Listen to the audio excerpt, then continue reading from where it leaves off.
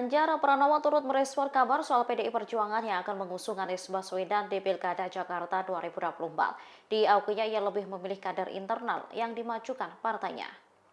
Hal ini disampaikan Ganjar Pranowo saat muncul kabar PDIP akan meresmikan dukungan Anies Baswedan dan Rano Karno untuk Pilkada Jakarta 2024 hari ini Senin 26 Agustus 2024. Ia mengungkap alasan mengapa lebih memilih kader PDIP untuk dicalonkan di Pilkada.